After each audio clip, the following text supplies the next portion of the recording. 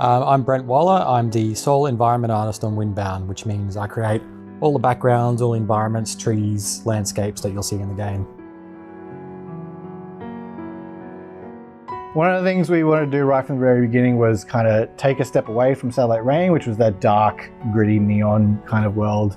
And we wanted to do something that was really bright and colorful. You start off, and most of the islands you come across are purely natural islands. There's the wildlife running around, having the place to themselves. But as you go through, you do start to uncover elements that are man-made, and you start uncovering a bit of the story about who was there before and what happened to them, and uncovering the mystery behind the storms that surround these islands and the events that led to all of this coming about.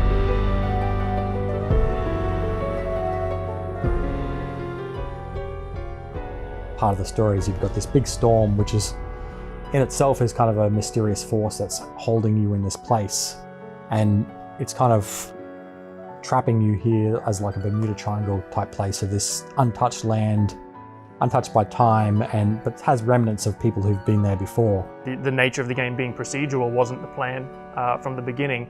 That sort of came from developing internal tools for us to be able to create a big world. Once we got more stuck into it, we realized that we could actually make the entire game like this and make our entire giant island procedurally generated.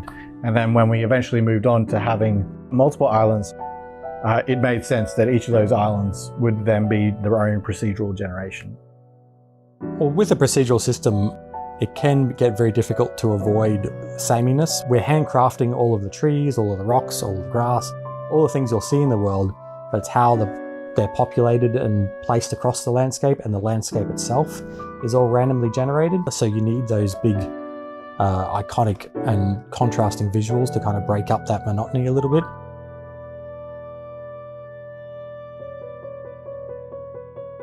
We've got these big pink forest biomes that are they're somewhat rare. You might see them in one every 3 or 4 forest biomes, but they're very visually striking and you won't forget it.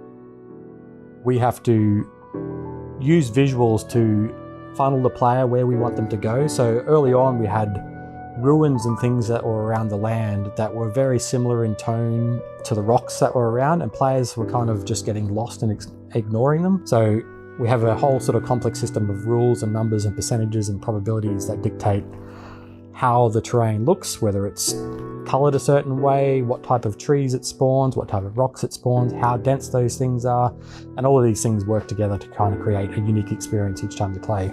We wanted to straddle that idea that it is a kind of believable and relatable world. If you need to find some wood, for example, you'll go to a forest, or if you need some bamboo, they'll be in a bamboo forest. Relatively later in the development, Brent started creating these little bespoke little islands that'll appear around the world. They're a little bit more unique. They've got little bits of treasure or resources that can help you, and I really love just seeking out those things and going there and running the boat up into the sand, running up, getting some nice little bonus, hopping back on the boat and sailing away.